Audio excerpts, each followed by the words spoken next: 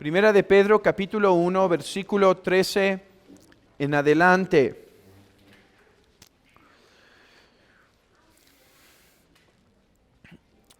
Por tanto, ceñid los lomos de vuestro entendimiento,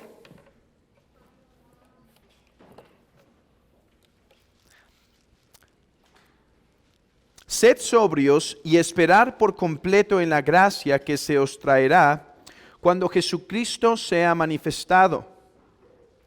Como hijos obedientes, no os conforméis a los deseos que antes teníais estando en vuestra ignorancia, sino como aquel que os llamó es santo, sed también vosotros santos en toda vuestra manera de vivir.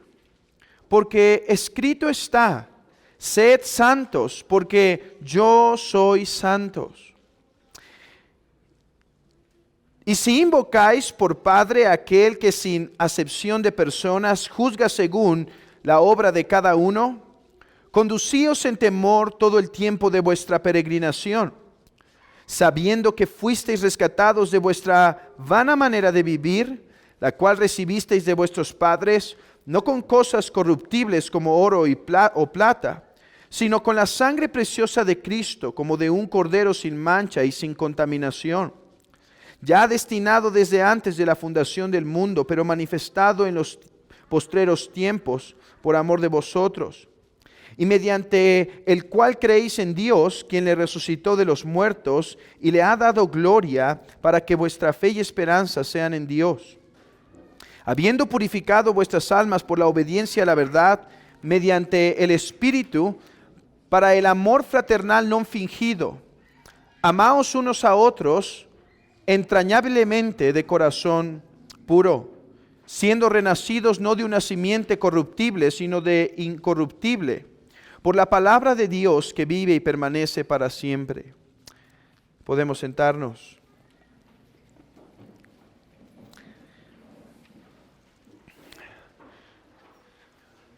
Hermanos, el texto que hemos leído nos llama a ser santos. ¿Y qué es ser santo? Ser santo es conformarnos a la voluntad de Dios. Ser santos en un mundo caído implica apartarnos de las formas pecaminosas, o como dice el apóstol Pedro, de los deseos que antes teníais estando en vuestra ignorancia.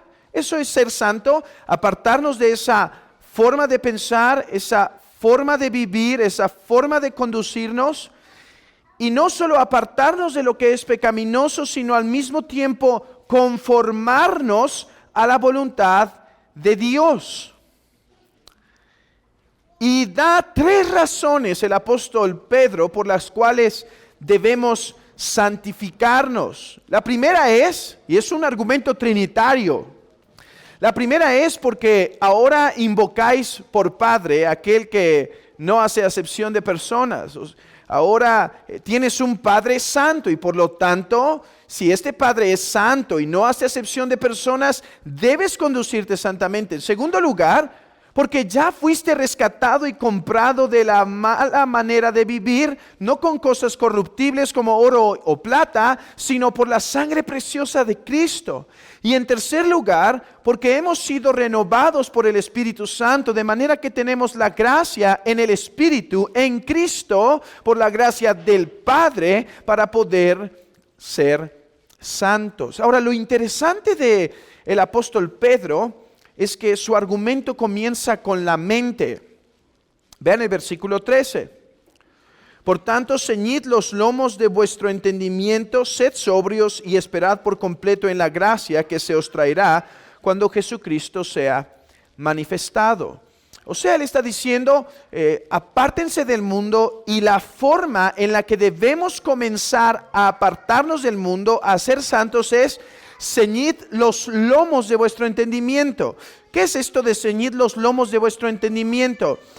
Bueno, antes la gente, como ustedes saben, tenía sus túnicas largas y si corría, ¿qué le iba a pasar? Iba a caer. Dice, no, eso no es posible.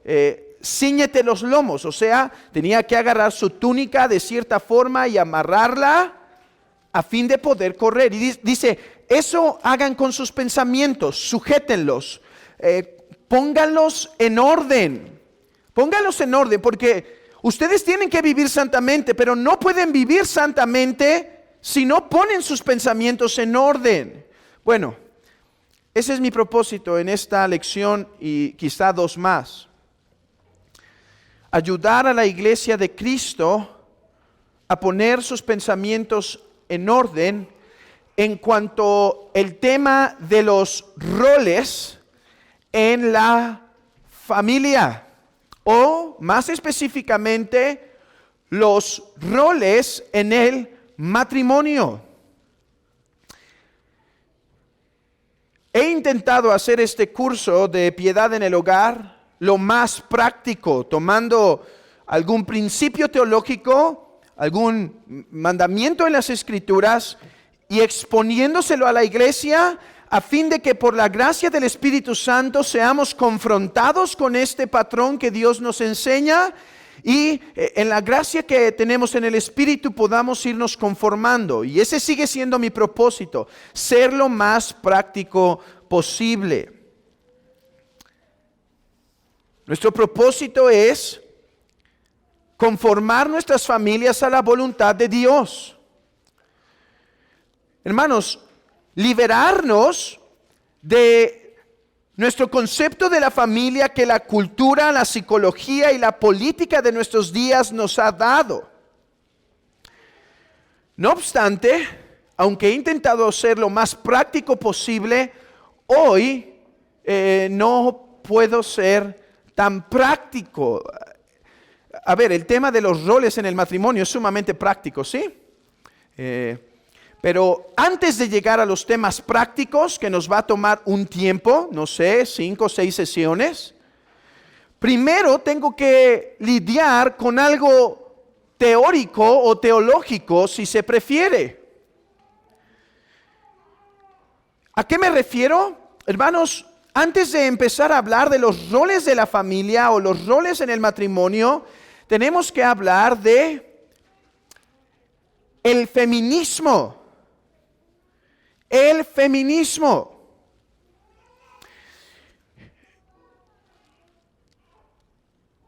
Hoy en día está esta ideología feminista, una ideología feminista que daña el matrimonio y sobre todo el tema de los roles, que no podemos evitar tratar si queremos en verdad moldear nuestros corazones y conformarlos a la voluntad de Dios. ¿Por qué es importante hablar del feminismo antes de hablar de los roles? Andreas Kostenberger y su esposa Margaret responden así: es útil entender el impacto del feminismo en nuestra cultura para identificar su influencia pasada y presente en los roles masculinos y femeninos en la familia y en la iglesia. Él dice, tenemos que tratar el tema del feminismo para que veamos e identifiquemos cómo ha afectado nuestra cultura y nuestra iglesia, nuestra sociedad y nuestra iglesia. Y es que, hermanos, la familia ya no es la misma que hace 100, 70, 50, 30 e incluso no es la misma, hablando al menos en nuestro país, que hace 20 años. Las cosas han cambiado drásticamente desde unos años atrás y gran parte se debe al feminismo. Bueno, si quisiéramos ir más atrás, podría decir que estos cambios se deben a ciertas filosofías que produjo la Ilustración, pero hoy no vamos a ir hasta allá, hoy vamos a quedarnos aquí. La familia está dañada no solo en la sociedad, hermanos, en la iglesia, por el feminismo. Es por lo tanto necesario, bueno y útil conocer este movimiento que tanto ha afectado a la familia. Tengo que aclarar, no es la única amenaza de la familia, pero sí es de las principales. Y de hecho, cuando uno considera otras amenazas de la familia, uno se da cuenta que están muy relacionadas con el feminismo. ¿Me explico? El feminismo no es la única amenaza. No es la única amenaza, pero incluso cuando uno considera las otras amenazas, se encuentran íntimamente ligadas. Así que conocer y refutar el feminismo servirá para presentar una mejor defensa de lo bueno y necesario de los roles en la familia. Hermanos, conocer qué es el feminismo y cuáles son sus errores fundamentales, de dónde viene, cómo es que se formuló, cuáles son sus ideologías y cómo podemos refutarlo, será útil para después poder avanzar y ver lo bueno y necesario de los roles en la familia. ¿Por qué? Déjenme darle dos razones por las cuales será útil. Una, en primer lugar, nos va a permitir dar una mejor defensa allá afuera, ¿sí? Porque allá afuera están promoviendo un feminismo que destruye a la familia.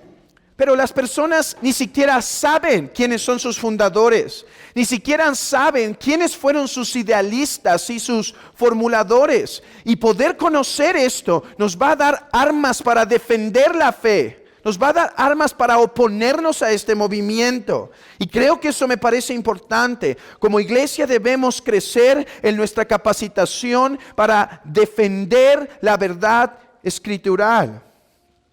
Ahora,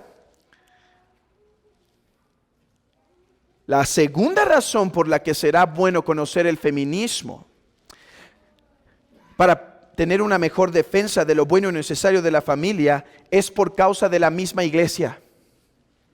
Y hablo de esta iglesia y de nuestras iglesias hermanas y de la iglesia evangélica en general. ¿A qué voy? Hermanos, cuando hablamos de feminismo nos imaginamos a mujeres con pañuelos verdes o morados, marchando en las calles haciendo todo tipo de destrozos. Y esa es la mejor representación del feminismo en su pureza, ¿sí? Pero tenemos que autoexaminarnos como iglesia y ver que entre nosotros todavía puede haber, incluso en nuestros matrimonios, semillas de feminismo que dañan a este. La cultura nos ha reformateado. Hermanos,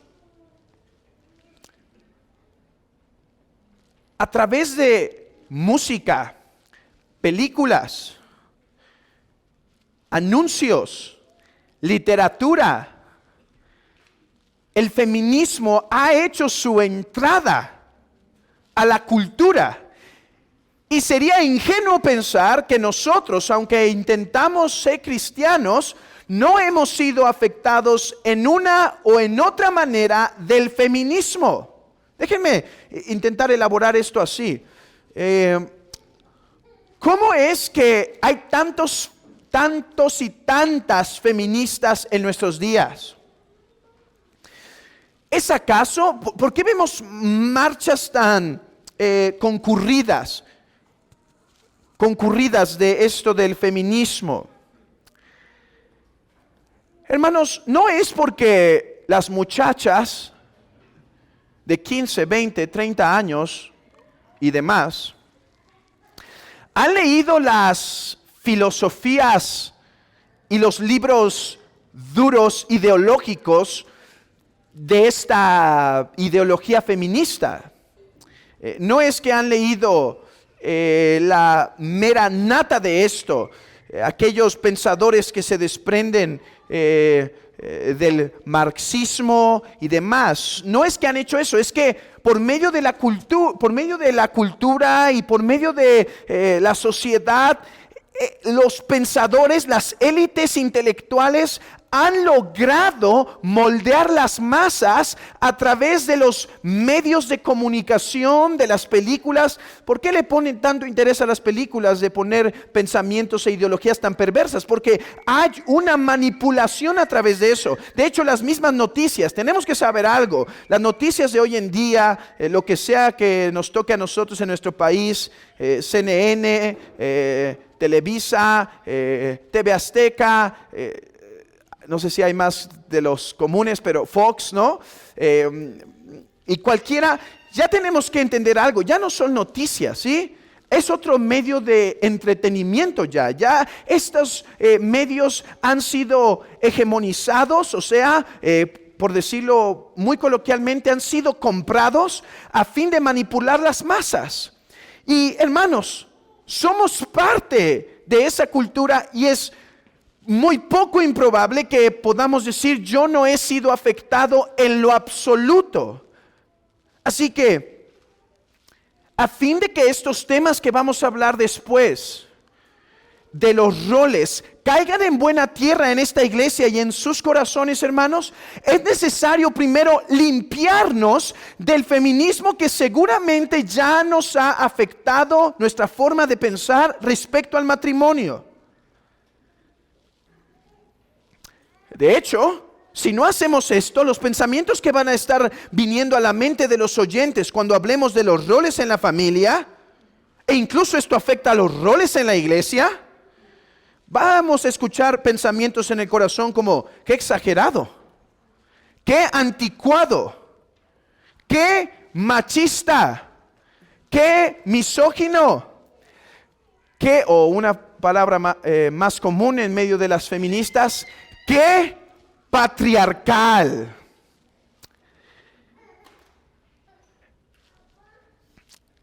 Así que es primero necesario limpiar el terreno para que después la semilla pueda caer en buena tierra. Es por eso que veo necesario dar esta lección y quizá otras dos, al menos una más, pero quizá dos más, respecto al tema del feminismo. Decidí no tratarlo en una sola sesión, hermanos, porque si queremos hacer algo no tan formal, no tan completo, pero al menos introductorio para este tema, no podemos cubrirlo en una hora. Necesitamos al menos pasar unas 2-3 horas para entender un poco de la situación y dar una buena respuesta. Así que es por eso, hermanos, es por eso que hoy tratamos el tema del feminismo. Y hoy vamos a ir a través de dos simples puntos. En primer lugar, me gustaría dar una definición de qué es el feminismo.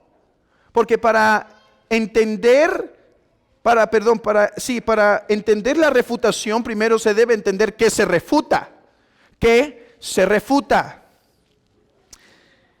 Y después vamos a ir a demostrar algunos de los estragos del feminismo en nuestra sociedad y tristemente hoy será todo. La próxima vez que tengamos piedad en el hogar vamos a dar algunas respuestas bíblicas y teológicas, quizá nos lleve 1 o 2 sesiones, veremos. Pero hoy solo podremos ver eso, una definición del feminismo que estamos atacando y una demostración de los estragos del feminismo en nuestra sociedad y en la iglesia. Bueno, la RAE define el feminismo así. La RAE define el feminismo así. Doctrina social, interesante, doctrina, ¿sí? Tiene que ver con ideología, con algo que no pertenece necesariamente a las ciencias duras. Doctrina social favorable a la mujer, a quien concede capacidad y derechos reservados antes a los hombres. ¿Qué opinan del feminismo? A ver, repito, vamos aquí a intentar involucrarnos en esta lección porque estos conceptos suelen ser difíciles y necesitamos trabajar un poco la cabeza en esto para involucrarnos bien. Repito, el feminismo es doctrina social favorable a la mujer, a quien concede capacidad y derechos reservados antes a los hombres. Suena bien. Su segunda acepción es esta en la RAE. Movimiento que exige para las mujeres iguales derechos que para los hombres. ¿Qué opinan de estas definiciones?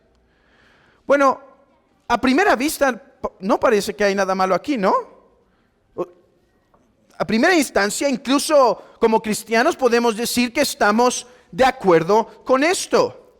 El cristianismo predica que el hombre y la mujer han sido hechos a la imagen de Dios y por lo tanto son iguales en dignidad. El hombre y la mujer son iguales en dignidad. El hombre no es más ser humano que la mujer. El hombre no es más la imagen de Dios que la mujer. El hombre y la mujer son iguales y por lo tanto estamos de acuerdo que posean socialmente hablando los mismos derechos que los hombres. Si el hombre tiene derecho a la vida y la mujer también es un ser humano como el hombre, bueno, debería tener derecho a la vida. El problema es cómo definen los términos, porque repito, no se ve nada mal. Doctrina social favorable de la mujer. ¿Como cristianos debemos ser favorables a la mujer? Sí. ¿Debemos procurar los derechos de la mujer? Sí, tanto como procuremos los derechos del hombre. Dice, es favorable a la mujer a quien concede capacidad y derechos reservados antes a los hombres. ¿Estamos de acuerdo que lo que antes estaba reservado para los hombres, también hoy las mujeres gocen? Sí. De hecho, reconocemos que eso fue un error en la sociedad anteriormente. Ahora, el problema llega cuando se definen los términos por los feministas o las feministas. Por ejemplo, ¿qué es mujer? A ver, dice que es los derechos favorables a la mujer, pero ¿qué es la mujer? ¿Sabían que las feministas ya no definen la mujer como tú pensarías? Una que es definida por mujer por su constitución física, por su constitución biológica, anatómica, fisiológica. ¿Qué es derecho? Ese es otro punto. ¿Qué es derecho del hombre?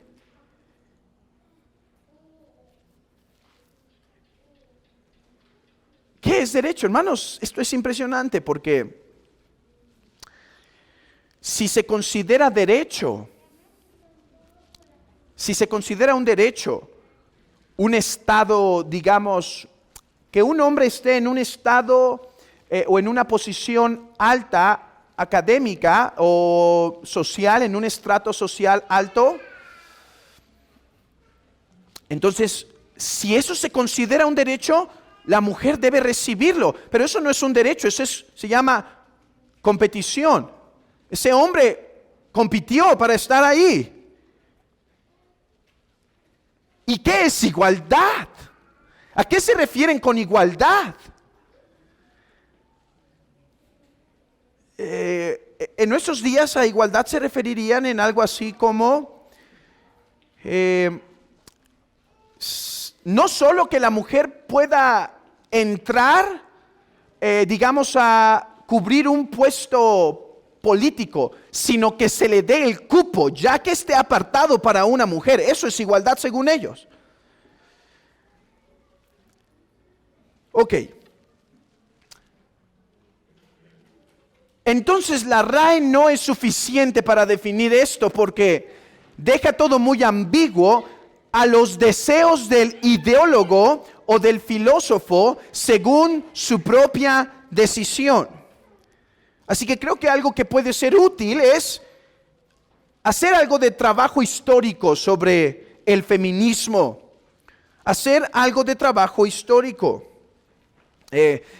Casi como todos los periodos de la historia, estos se definieron después de que pasaron, ¿sí? No es que la primera persona llega y dice, bueno, aquí comienza este periodo. Por ejemplo, hablamos de la era medieval. No era que nació un hombre y dijo, ok, ahora empieza la era medieval y se acaba la era de los padres. No es así. Son títulos que se ponen post-evento o después de los eventos. Así que los títulos siempre son algo arbitrarios. Y es por eso que de hecho hay un poco de debate sobre los periodos del feminismo. Por ejemplo, algunos hablan de 2 periodos del feminismo y argumentarían que el primer periodo de hecho comienza desde la era renacentista, ¿sí? Con varios sacerdotes escribiendo a favor de la mujer. Ahí estaba el patriarcado oprimiendo a la mujer, según dirían. Y se definiría así hasta más o menos en 1960. Y la segunda ola comenzaría del 1960 hasta hoy. Hay otros que dividen 3 periodos e incluso otros dividen 4 periodos. 4 periodos del feminismo. Creo que cada una de las divisiones tiene sus buenos argumentos y son útiles conocerlas, pero yo por causa de practicidad y de tiempo me limito a concentrar estas 4 olas feministas en 2. Y comencemos con la primera ola feminista. Y aquí voy a ser muy resumido, hermanos, porque nuestro interés está en la segunda ola feminista. La primera ola, esta se podría remontar hasta la era medieval, como he dicho, en donde ciertos clamores, tanto de mujeres como de hombres, por ejemplo, sacerdotes y hombres intelectuales, comenzaron a hablar de la desigualdad entre los 2 sexos.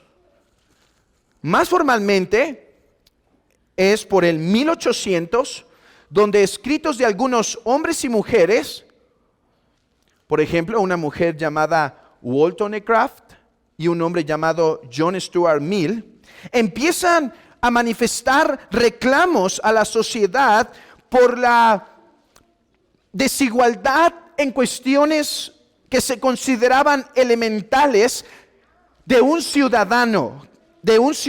Por ejemplo, el voto, la posibilidad de votar, que eso se formaliza casi en la mayoría de los países demócratas para el 1920. La educación, el acceso a la educación. Derechos de propiedad, o sea, la capacidad de tener bienes a su nombre. Y relaciones maritales, libertad en esas situaciones. Aquí cabe mencionar la postura de la iglesia sobre estos puntos. Hermanos, aquí como iglesia reconocemos que durante periodos en la historia de la humanidad ha habido abusos y desigualdades contra la mujer, sí. Ahora, no solo en contra de la mujer. A ver, si uno lee la historia de la humanidad, ha habido abusos de todo tipo. Naciones que van a conquistar a otras naciones, señores feudales que se aprovechan de sus siervos, una relación de amo y esclavo en donde el amo sobrepasa. Hermanos, ver la historia de la humanidad como si el mundo entero durante toda la vida ha intentado hacer a la mujer miserable, no es sino falto de veracidad en la concepción de la historia de la humanidad. Ahora, esto es algo común en los feministas, las feministas, porque para que su historia sea creíble tienen que hacer una antihistoria, ¿sí? Pero eso es otro punto que no puedo entrar ahora. Así que reconocemos que en la sociedad ha habido injusticias. Y en ocasiones la misma iglesia ha fomentado algunas de estas injusticias. Claro que eso ha pasado. Hablando de la iglesia en general. No han sido problemas únicos de la iglesia, pero la iglesia, al haber sido parte fundamental de la sociedad, tuvo su participación en ella. Y entonces entendamos esto. La iglesia siempre ha sido una institución reformable, una institución que puede ser reformada dentro de la misma institución. Y por eso vemos para el 1800 debates en los Estados Unidos sobre la cuestión de los esclavos, donde vemos a cristianos que llegaron a apoyar la esclavitud. Ahora, no era una esclavitud correcta, era una esclavitud malvada basada en razas. Y cristianos que desaprobaban la esclavitud. De manera que un debate dentro de la misma iglesia se da para avanzar y corregir las injusticias. No negamos esto de la sociedad. No negamos que la iglesia ha tenido que ver en esto, y como iglesia debemos estar abiertos para escuchar las críticas y reformar, pero siempre de acuerdo a la palabra de Dios. Así que en cuanto a estos derechos, como el voto, ciudadanía completa, educación, propiedad y demás, decimos qué bueno que la sociedad ayudó. Y de hecho, hermanos, es ver como a la sociedad separado de la iglesia que corrigió estos errores. Sería como leer la historia con los ojos vendados. La misma iglesia participó en estos. Y aquí es donde se vuelve complejo la división de las olas. ¿Por qué digo que se vuelve complejo? Porque cuando uno estudia, por ejemplo, este movimiento donde se promueve a la mujer para la educación, voto y demás, no era un grupo homogéneo, sino era un grupo en donde todos eran ateos, o no era un grupo en donde todos eran cristianos. No, de hecho había diferentes posturas dentro, algunos cristianos, algunos no tan favorables a la religión cristiana, y de entre ellos mismos se llegó a formular esto, ¿sí? Por ejemplo, en uno de los documentos en Estados Unidos en donde se habla del voto, donde se confirma el voto, ahí también se habla de los abusos de las iglesias de no permitir que las mujeres ocupen cargos eclesiásticos, ¿sí? Fue una de sus quejas. Creo que fueron 17 puntos que establecen, 2 puntos directos, otros 2 recomendaciones y 16 y como otras 13, 14 quejas, y una de ellas era esa. Así que veamos que no siempre iban a venir del lado cristiano ortodoxo. Bueno, eso es lo que se conoce como la primera ola. Un movimiento social, es un movimiento social donde llegaron a participar incluso cristianos, católicos,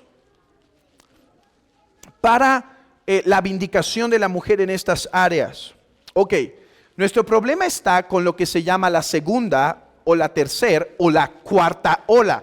Nuestro problema no es con el primer feminismo. No decimos que en sus raíces y quejas está todo bien, pero creemos que fue justo que se hiciera esto y que como iglesia debíamos participar en lo que era correcto. Nuestro problema está con el segundo, tercer y cuarto feminismo, que englobamos todo en la segunda, tercera y cuarta ola. El feminismo de esta ola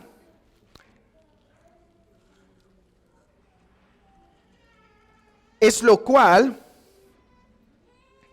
es uno que busca establecer la igualdad Perdón, no es uno que solamente busca establecer la igualdad entre el hombre y la mujer en aspectos como educación, voto, etcétera, sino una igualdad radical. La segunda ola feminista debe verse como una aplicación de un pensamiento filosófico marxista a los intereses feministas.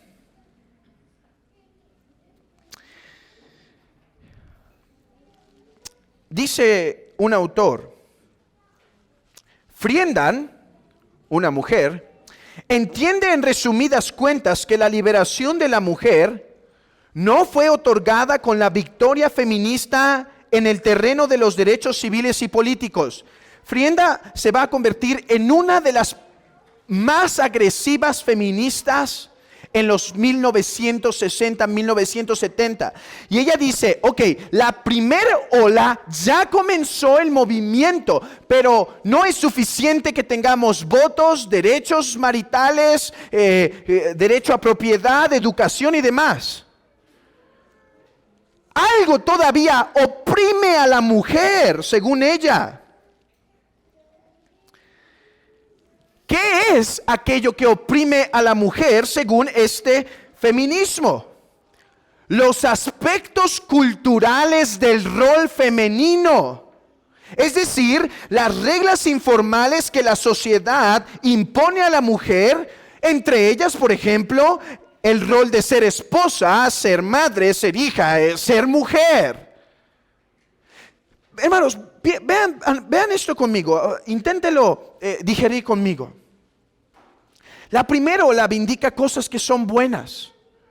Voto, reconocer a la mujer como ciudadana, cosas que son correctas.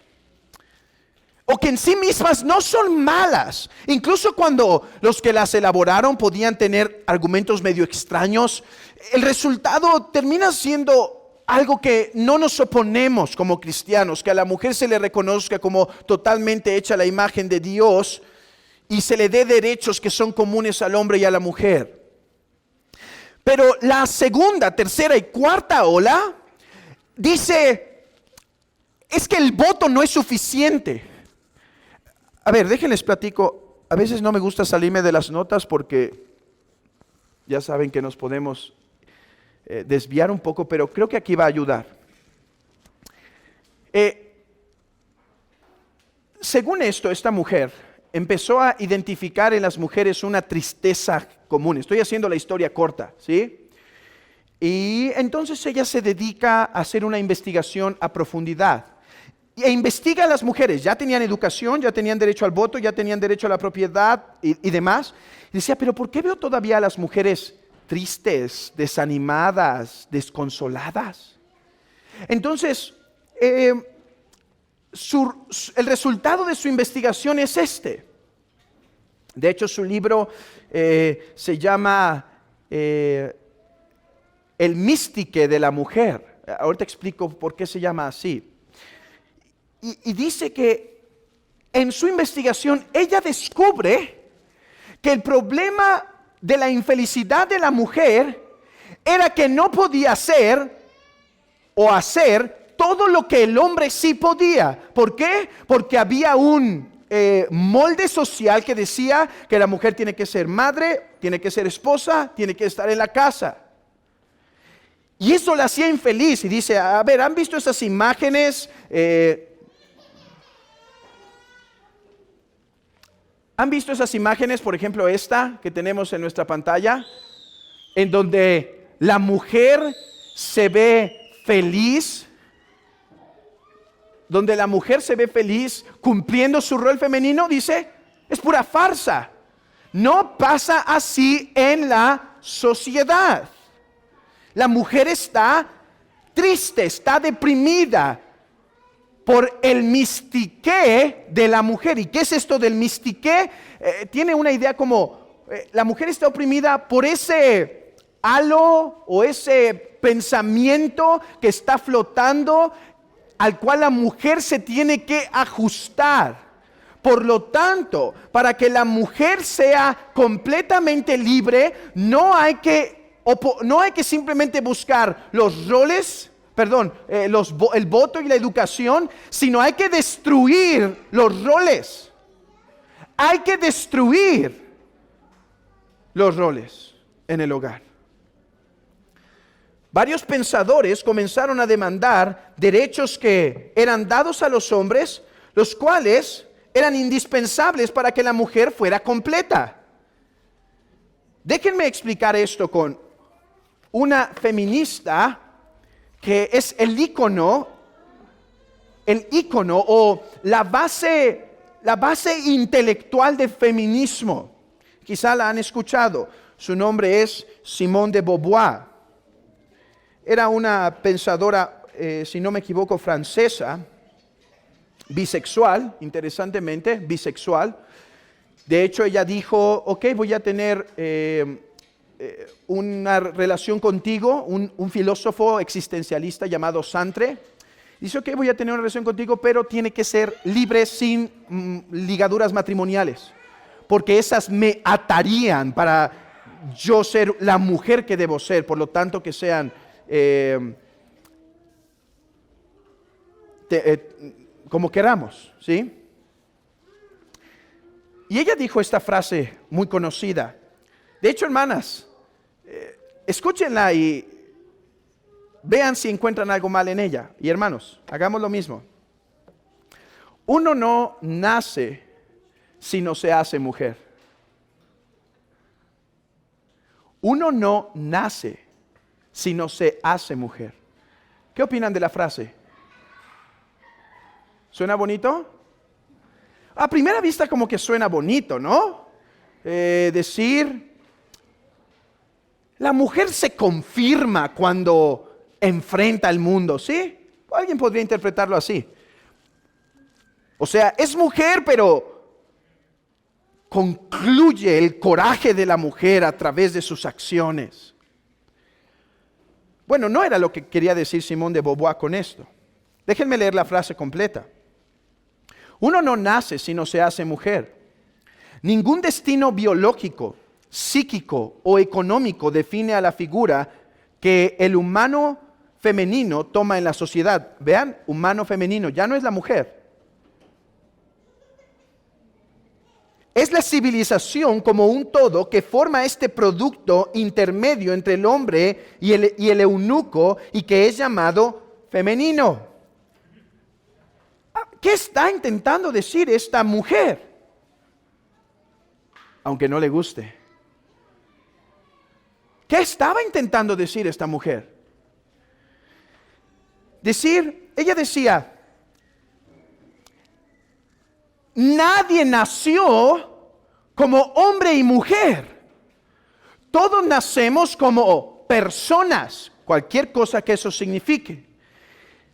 Pero es que el ser femenino y el ser masculino, el ser femenino ha llegado a ser una mujer porque la sociedad ha impuesto un espíritu, un rol sobre ella en donde le ha dicho cómo comportarse. Entonces, ¿por qué la mujer produce hijos, puede tener hijos? ¿Por qué la mujer amamanta? ¿Por qué la mujer se ocupa del hogar y ama a su esposo y se sujeta a su esposo? No es porque hay algo en su naturaleza, ni biológica ni psíquicamente, que la obligue, sino porque la sociedad ha impuesto ese patrón sobre ella. Todo es arbitrario, dice Simone de Beauvoir. Todo es una imposición. ¿De quién? ¿De quién? Del patriarcado.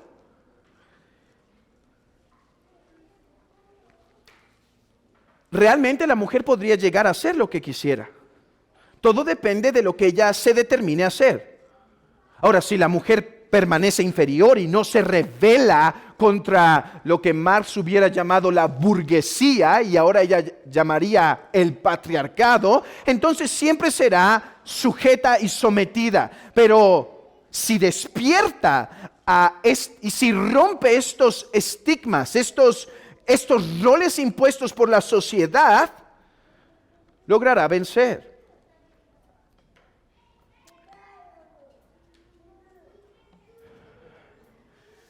Déjenme leerles otra cita de ella. La hembra es llamado mujer en tanto que ella se siente como tal. Hermanos, la hembra es llamada mujer en cuanto ella se siente como tal. ¿Qué si no se siente una mujer? Entonces no es mujer. Ok, hermanos, esto es el pensamiento que se formuló por una filósofa desconocida en su tiempo y poco popular en su tiempo, en los años, creo que su libro se publica en el 1948, y hoy en día es el pan de cada día en la sociedad. Esto es el feminismo que ha afectado incluso a la iglesia. Ella continúa y dice, algunos datos biológicos esenciales no forman parte de la situación vivida. Por ejemplo, la estructura del óvulo no refleja en ella nada. La naturaleza no define a la mujer. Es ella que se define a sí misma, reclamando la naturaleza para sí en su efectividad. Su punto entonces es este. No hay nada que diga que ella es esencialmente mujer. No hay esencias. No hay algo que podamos decir, ella es esencialmente una mujer. No, la mujer es una construcción que se puede romper si la mujer tiene suficiente fuerza y habilidad para hacerlo. Es por eso que muchos, de hecho ella era una marxista, ella amaba la ideología de Marx. De hecho, aprobó el genocidio que ocurre en China y lo defiende arduamente porque su concepto era de una marxista. Y Marx creó algo semejante, hermanos. Marx creó que la sociedad en la que vivimos no es que obedezca a roles naturales en la sociedad, sino que son impuestos y el proletariado tiene que rebelarse y romper estos esquemas a fin de invertir la sociedad.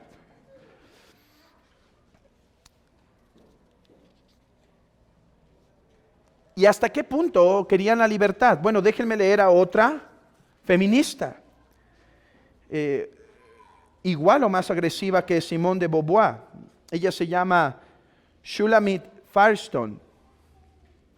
Y ella dice, así como el objetivo final de la revolución socialista, vean esto, tiene relación, socialismo, marxismo, ok, era no solo la eliminación del privilegio de clase económica, sino de la propia distinción de clase económica.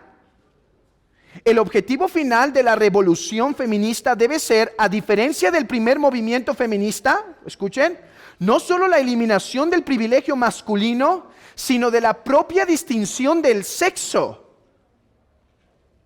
Las diferencias genitales entre los seres humanos dejarán de importar culturalmente. O sea, llegará un momento en donde el ser, la persona, podrá elegir y manipular lo que determine ser. Porque no está bien que la sociedad nos imponga los roles, pero algún momento el feminismo lo logrará. Bueno, hermanos, vivimos en los tiempos en donde su profecía, que en su tiempo parecía impensable, se ha cumplido. ¿De dónde se toma la filosofía transgénero? Que uno no es lo que es físicamente, sino que puede ser algo que no es físicamente. ¿De dónde viene esto? ¿Cuáles son sus bases filosóficas y demás? Hermanos, tristemente en estas 3 lecciones no puedo abordarlo. Ahora, los voy a invitar en el seminario a una clase que voy a dar sobre este tema, sobre la historia de cómo es que hemos llegado a este tiempo en donde frases como soy un hombre o una mujer atrapado en el cuerpo de un hombre, o al revés, o viceversa, soy una mujer atrapado en el cuerpo de un hombre, hacen sentido. ¿Cómo es que nuestra sociedad e incluso la política llegó a estandarizarse en esto? No puedo abordar esto aquí, sería un trabajo que nos llevaría 5 o 6 sesiones, pero lo voy a hacer en el seminario en 3 horas, próximamente en un material que voy a proveer. He estado leyendo este libro de Carl Trueman, se llama El levantamiento y el triunfo del ego moderno o del yo moderno, y explica cómo es que esto fue sucediendo con pequeños cambios desde el tiempo de la Ilustración, por ejemplo, con la psicología de Freud, la poesía del romanticismo, el marxismo, con Marx, con Engels, con Marcuse y con Simone de Beauvoir, y cómo todo esto llegó a estandarizarse en la sociedad hasta tal punto en donde ya no es algo que la persona dice únicamente, sino donde el Estado la defiende si tú no aceptas lo que ella dice. O sea, ¿cuándo pasó que puedo ser algo distinto en mi mente de lo que soy objetivamente en la realidad? ¿Qué cosas tuvieron que darse? ¿Qué terreno se tuvo que preparar para que esto fuera posible? Bueno, este hermano en 400 páginas lidia con eso, y voy a presentar este libro en el seminario, y cuando lo vaya a hacer los voy a invitar, porque no puedo hacer esto en estas lecciones, y los voy a invitar para que veamos cómo se fue formulando este pensamiento perverso. Hoy mi propósito ha sido simplemente exponer ¿cuál es el feminismo al que nos estamos oponiendo? Es esta segunda, tercera o cuarta ola que llama por una revolución. Eso es lo que llaman, hermanos, revolución de los estándares patriarcales, ¿sí? De los estándares sociales aceptados, en donde el hombre tiene un rol y la mujer tiene un rol. Eso ha sido mi punto en esta lección. Espero que ahora sea claro hacia dónde va nuestro dardo, ¿sí? Espero que ahora sea claro. Tenemos unas flechas, bueno, varias. Tenemos varias flechas, pero definimos el objetivo, ¿sí? Ya lo definimos. Es este feminismo radical anticristiano. Hermanos, ¿qué es necesario para decir que el hombre no nace hombre y la mujer no nace hombre? ¿Saben qué es necesario? No me voy a meter mucho en lo que voy a tratar en esas lecciones que les dije, pero déjenme nada más decir esto. Es necesario negar a Dios. Es necesario negar a Dios. De hecho, ese fue el clamor de Nietzsche. Nietzsche dijo, a ver, filósofos ya mataron a Dios, pero todavía no están pensando como si estuviera muerto. De hecho, Nietzsche refuta a un tal Emmanuel Kant, porque Kant intenta todavía hablar de un Dios. Y dice, no están haciendo las cosas bien. Ya mataron a Dios, pero todavía no piensan como si Dios no existiese. Y él dice eso. Él empieza a argumentar. El hombre se volverá en su propio creador. El hombre se volverá en un Dios en donde la sociedad no pondrá los esquemas ni las ligaduras, ni nadie las podrá poner, ni la iglesia, sino que el hombre podrá crearse y recrearse según su voluntad. ¿Qué es necesario para pensar así? Bueno, ser un ateo absoluto, dejar de quitar el propósito de nuestras vidas y ponernos la responsabilidad a nosotros. Y otra cosa, para llegar a este punto es necesaria la tecnología a la que hemos llegado. Porque lo que fue un sueño para de Beauvoir o Firestone o estos hombres, Rousseau, vamos a hablar algo de él, para esto Para ellos fue un sueño, para hoy es una realidad por la tecnología. Ok, no me puedo extender demasiado aquí, así que vamos a ver sus efectos corrosivos. Y no será tan largo como el primer punto, así que no se desesperen. Veamos sus efectos corrosivos y por qué debemos prestar atención a esta ideología. Los efectos corrosivos son de dos tipos. En primer lugar, el feminismo ha afectado a la sociedad en general y afecta al cristianismo en particular. En cuanto a la sociedad, bueno, esta ideología levanta odio en la sociedad. Y ahí tienes a mujeres marchando en el camino, hermanos, que la gente se exprese, pero ¿por qué marchas con tanto odio? Destruyendo lo que está a su paso, atacando las iglesias. Pero hermanos, es que esto tiene algo de ser, o sea, es que su fundamento, el feminismo en su fundamento es agresivo, es revolucionario. Es que no puede ser de otra forma porque ese es el pensamiento. Una sociedad nos ha oprimido y ahora la vamos a destruir. Ese es su propósito. Bueno, otro problema social que tenemos que afecta a la iglesia, aunque podemos llamarlo social, es el aborto.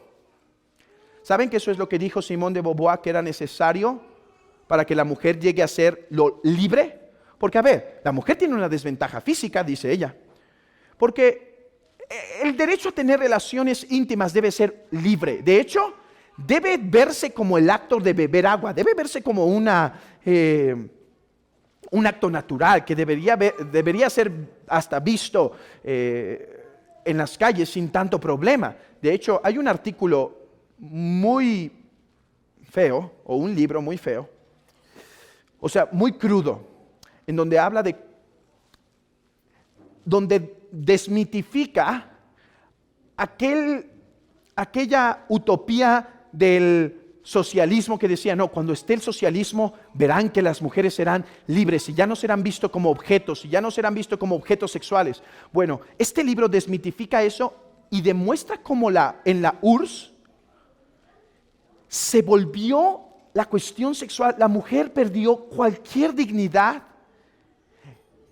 total y era como un burdel a tamaños expansivos. Bueno, dice ella, la mujer tiene que ser libre de tener intimidad como quiera, donde quiera, pero tiene una desventaja, porque si lo hace, ella puede quedar embarazada. Por lo tanto, un estado ideal proveerá aborto para que, si ya se embarazó, pueda matar al bebé para poder seguir libre y que no le obstruya su camino, ¿sí? Hermanos, ¿qué se escucha en las universidades hoy en día? Es esto. ¿Por qué está bien abortar? Incluso personas que dicen, no, si es un ser humano lo que tengo en la panza, pero me va a estorbar. Yo no seré una mujer como los demás, con una carrera exitosa, con un trabajo grande, y me va a estorbar, y por lo tanto es un derecho el aborto. Vean esto, es un derecho. Es algo que el Estado debe proveer.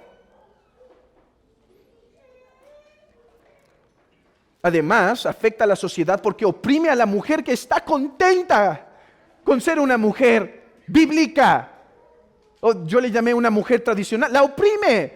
Dicen ser las defensoras de las mujeres, pero si tú eres una mujer que se atañe a los estándares tradicionales, tú simplemente eres un producto del patriarcado, entonces también van contra ti.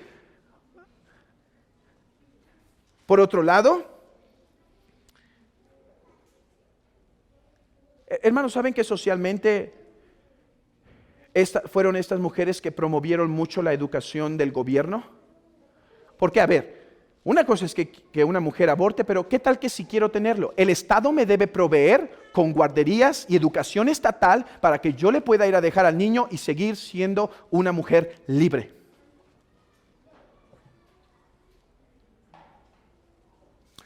Y cómo afecta a la sociedad fue la base, el feminismo fue la base para el movimiento transgénero, porque si la mujer no nace, si no se hace, o llega esta a hacerlo. Entonces nadie nace mujer, nadie nace hombre y todos pueden decidir qué son. Hay un libro por una, ni siquiera creo que es cristiana, se llama Abigail Shern, y si no me equivoco, el libro se tradujo a español, en donde trata cómo estos problemas feministas ya están afectando incluso a los niños y a las niñas. ¿Por qué? Porque en la escuela ya no le van a imponer los valores patriarcales, se los van a quitar con todo el deseo, de tal forma que la niña a los 10 o 12 años esté capacitada para elegir qué es.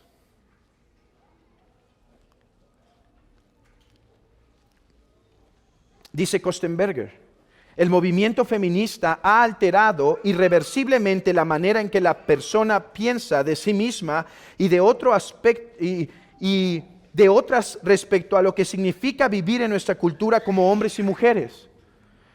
Hermanos, y necesitamos hablar de esto. Creo que en mi carácter no soy muy dado a meterme en cuestiones polémicas. A veces pienso escribir un tweet. Tengo Facebook y Twitter, pero el Facebook yo no lo uso. Y a veces pienso en escribir un tweet. Pero una vez alguien dijo algo que me pareció muy curioso. Dice, ¿te has dado cuenta que casi todo lo que se escribe en Twitter es agresivo o controversial o para molestar? Es interesante esa patología que se da en el Twitter, pero el punto es que a veces voy a escribir algo y ¿saben? Siempre me lo pienso porque digo, no, y si me contestan, qué flojera, se me va a revolver la panza, Y hermanos, creo que nunca escribo nada, ¿sí? Solo escribo alguna entrevista que se hizo, algún artículo que tradujeron los hermanos. Muy rara vez pongo alguno de mis pensamientos porque creo que no soy tan afán de cuestiones controversiales y polémicas. Y este tema, hermanos, sé que es polémico y controversial, pero creo que tenemos que abordarlo. Tenemos que dar una postura. Así que lo hago porque creo que es mi responsabilidad.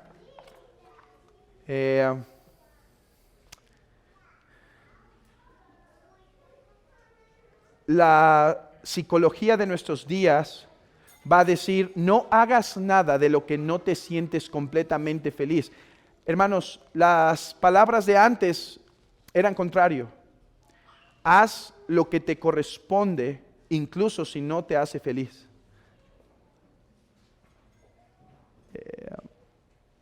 Y me hace feliz enseñar la palabra. No me hace tan feliz meterme en cuestiones controversiales, pero es un deber de la iglesia hablar de esto y preparar a la iglesia. Y hermanos, hablarlo. Hay que hablarlo. Es que saben, me estoy desviando mucho. Digo este pensamiento y regresamos. La cultura está haciendo su trabajo, los está moldeando a la sociedad. La gente no está leyendo los libros de Simone de Beauvoir, son 700 páginas de puro trabajo histórico. Su primer parte del libro intenta mostrar históricamente cómo la mujer ha sido oprimida y la otra parte da su resolución, que es la revolución. No está leyendo filosofía densa o así. Ni siquiera está bien capacitada. ¿Saben cómo ha sido entrenado? Por influencers, por películas, por una mujer que sale, no me acuerdo de su nombre, una mujer que sale lamiendo un pastel y decía el aborto es un derecho, poniendo así toda esa sociedad, así es como las está manipulando. Hermanos, con unos cuantos argumentos podemos hacerlos que piensen. Eso es nuestro deseo, nada más que piensen. Porque la sociedad les ha dado unos cuantos recursos para responder, pero son fácilmente debatibles. Y eso nos abre las puertas, hermanos, incluso para predicar el Evangelio. Déjenles platico. Otra cosa y regresamos al punto. Ya. Fui al peluquero en la semana, como se nota.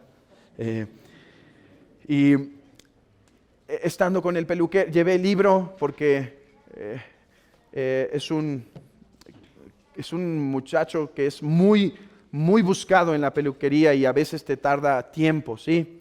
Y me llevé este libro justamente, lo estaba trabajando para las lecciones. Y ya, lo dejé cuando me tocó, sí se tardó, por cierto. Lo dejé ahí y él sabe que soy cristiano, que soy pastor, y me dice, ¿y qué? ¿Estabas leyendo tu Biblia o qué estás leyendo? Y pude platicar, no, es un libro que estoy leyendo. ¿Y de qué trata? Aquí vas, tú preguntaste. Y dije, bueno, es un tema complejo, pero en sencillas palabras es esto. Y empecé a hablarles de lo del Bueno, el chiste es que había otro peluquero, estaba el dueño de la peluquería ahí, y se hizo un diálogo, y después dije, a ver, ahora mi punto no es simplemente con esta postura de la homosexualidad o el aborto. El punto del Evangelio y lo que nosotros predicamos es que todos hemos pecado, ya sea, no importa qué seas, ¿sí? Todos hemos pecado y ese es nuestro gran problema y el mensaje de las Escrituras es este. Hermanos, mi punto es, en los argumentos que daban, son argumentos que escuchas en la tele, ¿sí? Eso es y por eso es fácil rebatirlos. Y van a argumentar, no, pero es que sí, creo que se fue la plática en un momento en la cuestión del aborto. Y dice, no, es que, bueno, yo no estoy de acuerdo que aborten, pero sí es violación. Y bueno, entonces, ¿qué vas a castigar el pecado el pecado de uno en otro? Bueno, no, sí, pero pues es que están indefensas y no está bien que estén indefensas.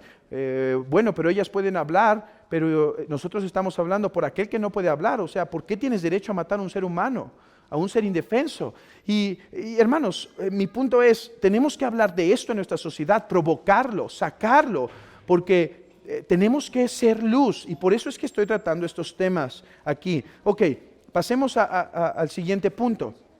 Ya vimos cómo se afecta el feminismo socialmente, ahora veamos cómo afecta el feminismo a la iglesia.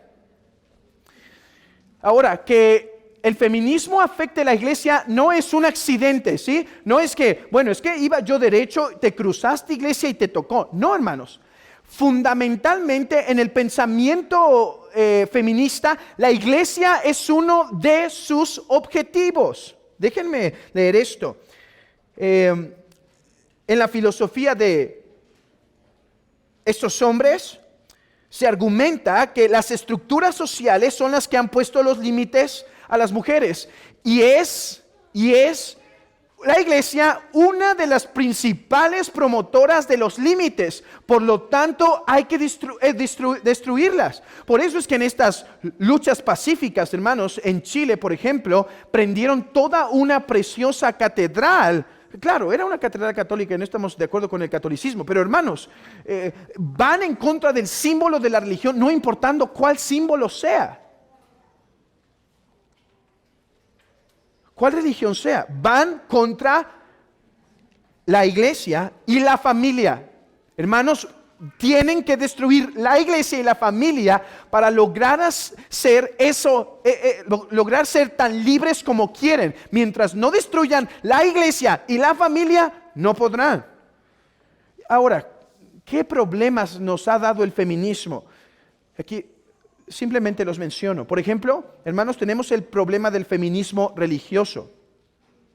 Este suele ser, por religioso no quiero decir que va a una iglesia, no, llamo un feminismo religioso porque tienen sus propios rituales, porque tienen sus propios bailes. Han visto algunas cosas muy extrañas en el internet de sus cantos y bailes, y es una religión feminista. Y ese es el que es más activista socialmente. Bueno, está el feminismo que Robert Letham llama feminismo cristiano. Hermanos, esta es una perversión fuerte, donde está intentando reinterpretar la Biblia, hablar que la Biblia es patriarcal, que hay que deshacernos de un poco de ella, y esto se está metiendo en círculos cristianos. Y está el feminismo evangélico, y este es el que más nos afecta, al menos directamente, donde dentro de la iglesia, hermanos, se ha empezado a ver que cuestiones como la pastora debe ser permitida en la iglesia, o la eliminación de los roles dentro de la iglesia, o la eliminación de los roles dentro de la familia. Hermanos, el movimiento de las pastoras Es la consecuencia del feminismo. A ver, estas feministas dicen, la sociedad no nos permite participar de los mismos estratos o posiciones sociales que los hombres. Por lo tanto, el feminismo trata de revertir eso y decir, dennos cabida en todo. Bueno, la iglesia era uno de esos objetivos y por eso vemos a la misma par que se publica, por ejemplo, en el 1600 libros de feministas, vemos en la iglesia ensayos de evangélicos que empiezan a decir, ¿dónde está la mujer en la iglesia? ¿Por qué no hay mujeres en el púlpito? No es casualidad. El feminismo ha afectado esta forma fundamental de pensamiento.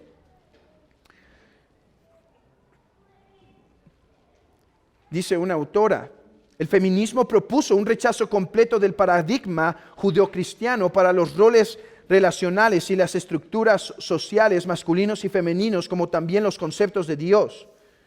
Y dice Joel Beeke, en cuanto a lo que afecta, dice, el feminismo ha desafiado la perspectiva bíblica sobre el significado de género y cómo moldea la familia, la iglesia y la sociedad. Llenos de pensamientos existencialistas y ocasiones marxistas, los representantes de este nuevo feminismo vieron los roles tradicionales de la mujer en el matrimonio y en la maternidad como inherentemente opresivos y buscaron libertad absoluta para expresar su feminidad como quisieran. ¿Y cómo afecta esto a la iglesia? Ya en términos prácticos, para dejarlos ir. Bueno, he dicho el ministerio de las pastoras. La mujer tiene derecho a hacer todo lo que el hombre puede. ¿Por qué?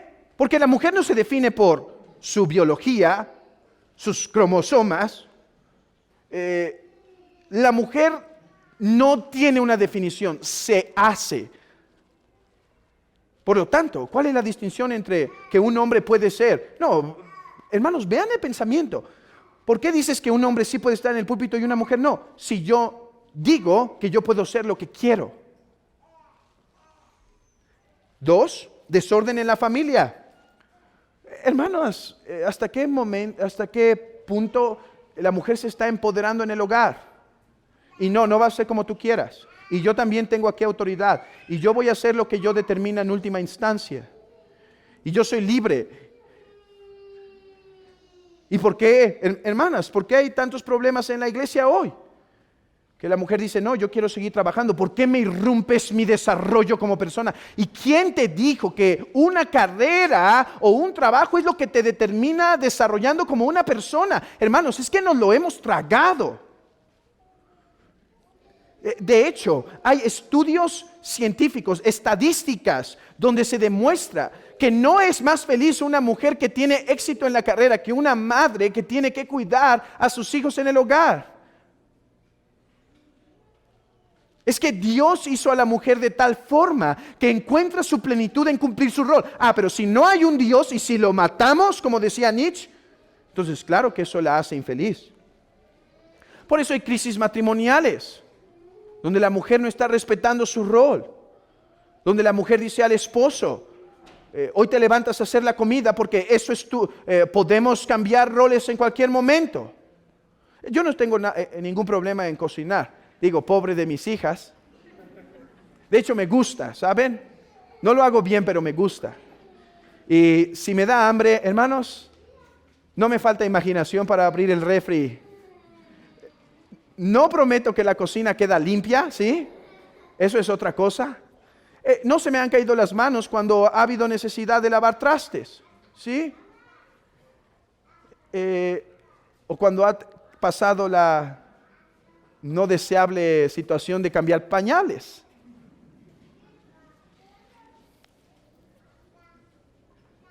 Pero cuando la mujer se ve, este es el problema, hermanos, no es que el hombre no pueda ayudar en cuestiones así, en el hogar. El problema es cuando la mujer ve que eso que ella tiene que hacer la oprime como mujer y por lo tanto tiene que estar luchando en el hogar, luchando en el hogar, luchando en el hogar para decir, tú también te sometes. Órale, ¿quieres patriarcado? Órale, tú también te sometes. Ese es el problema. Qué destructivo, qué horrendo matrimonio. Esto ha provocado desilusión del matrimonio de la mujer. Claro, si lo más grande en el mundo es tener una carrera y un trabajo exitoso, pues ¿para qué me caso? Esto provoca un retardar en el matrimonio. De hecho, eso es algo a lo que se oponían estas mujeres. Decían, ahí están los patriarcados diciendo que lo ideal es que la mujer se case joven y demás. Ahí está el patriarcado. No, la mujer debería poder decidir hasta el final de su vida.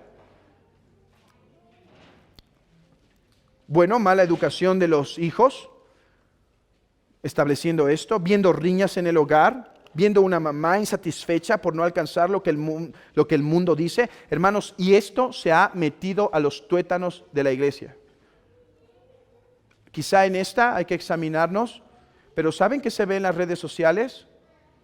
Hombres que se dicen ser cristianos o mujeres que se dicen ser cristianas, que están abogando por estos mismos narrativas de filósofos ateos, como si eso es lo que la mujer debe ser.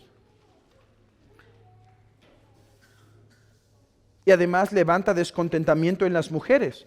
Las mujeres pueden estar tranquilas haciendo lo que están cumpliendo como mujeres, cualquiera que haya sido el rol y la posición en la providencia de Dios que le ha dado. Pero al ver que la narrativa es, no, lo que te hace feliz es las carreras y ser una mujer exitosa hablando según el mundo, entonces eso genera descontento en la mujer que ya está casada. Así que es por eso necesario abordar este tema, hermanos, con la palabra, defenderlo con la escritura, rebatirlo. Y ese será el propósito de la próxima lección. Ya entendimos a qué feminismo nos estamos refiriendo y ya vimos por qué es necesario abordarlo. A ver, hermanos, esto está grave si no lo tratamos como iglesia y aportamos lo que nos corresponde. Déjenme decirles esto breve para poner un poco más de presión en la importancia de esto. Herbert Marcuse, un heredero de Marx, aunque otros dirían también que es la combinación perfecta de un filósofo llamado, un psicoanalista llamado Freud. Él dijo que la libertad de expresión se tiene que acabar en una sociedad ideal. Y él dijo, a ver, la sociedad, el derecho a expresión, ¿qué es sino un derecho que se ha inventado el patriarcado? Por lo tanto, cuando acabemos con el patriarcado, acabamos con la libertad de expresión. ¿No es por eso que ya en lugares como Europa, Canadá y Estados Unidos se está acabando con la libertad de expresión? ¿Por qué? Porque decía Herbert Marcuse esto. Decía, porque si el patriarcado está mal, solo tenemos derecho a hablar los que sabemos la verdad. Ella era un iluminado, ¿sí? Hermanos, ¿qué está pasando en los medios de comunicación? ¿Qué pasa ahora con la libertad de expresión? No, hay libertad de expresión para los que tienen la misma narrativa feminista izquierdista. Pero si tú tienes otra narrativa, en la filosofía marxista de Marcuse, y es lo que vamos a ver en próximos años, tú ya no tienes libertad de expresión. Por eso te van a callar, por eso te van a quitar tu canal de internet, por eso van a intentar oprimirte, porque solo es el que entiende que estamos bajo un patriarcado que tiene derecho a hablar. Si tú no estás con esta postura, te callamos. ¿Por qué? Porque la libertad de expresión, ¿quién dijo que era un derecho? El hombre blanco patriarcal. Una vez lo destruimos ese derecho también. Las cosas no vienen sencillas, hermanos, y tenemos que hablar. Si nos da temor, recordémonos de esa frase. No estamos para hacer lo que nos hace sentir cómodos, sino para hacer lo que es correcto. Y hay que hablar. Hay que hablar. Por eso tan importante esos mitos e historias del pasado, donde se nos demuestra, hermanos, que los hombres los hombres de valor y las mujeres de valor son aquellas que han hecho lo que es correcto incluso cuando no lo deseaban. Hablemos, Hablemos de esto, hablemos el Evangelio, hermanos, que es la única solución. Yo quiero aclarar aquí algo. Voy a hablar del feminismo, no simplemente como algunas charlas sociales. No, lo estoy hablando, hermanos, desde una perspectiva bíblica y teológica. No puedo abordar todo en una sesión, pero mi propósito será ese, entrenar y capacitar a la iglesia para defender su fe. Y oremos, hermanos, porque solo el Señor puede detener lo que está pasando en nuestra sociedad, porque solo el Evangelio tiene poder. Por más pláticas que se den, solo el Evangelio puede transformar nuestra sociedad. Ok, me gustaría dejar tiempo por si hay alguna pregunta de lo que se habló. Hermano. Es una pregunta del canal de YouTube. Dice, ¿cómo se podrían restituir estos roles de la mujer teniendo en cuenta la distorsión del rol del hombre también en la sociedad y la desprotección de los gobiernos? ¿Cuál sería ese camino hacia la restitución? Es muy buena pregunta. ¿Cómo restituir los roles? Porque también, y esto es esta pregunta es buena, porque dijo alguien, lo leí esta tarde, decía, las crisis a las que apuntó la mujer, muchas de ellas fueron buenas, el problema fue su respuesta. Entonces, es cierto que en nuestra sociedad ha habido abuso del hombre y eso también hay que atacarlo, y como iglesia lo hemos atacado. Y entonces la forma apropiada es yendo a nuestro Creador, a Dios, para ver cómo es que quiere que funcionemos y sujetar nuestra familia y nuestra sociedad a la luz de esos estándares que Dios puso. O sea, si no venimos de la explosión casual y de la selección aleatoria, y si tenemos un propósito, pues ese mismo que nos creó nos ha dicho cómo caminar. Y claro que hay que revisar el aspecto feminista y también hay que revisar el aspecto machista de nuestra sociedad.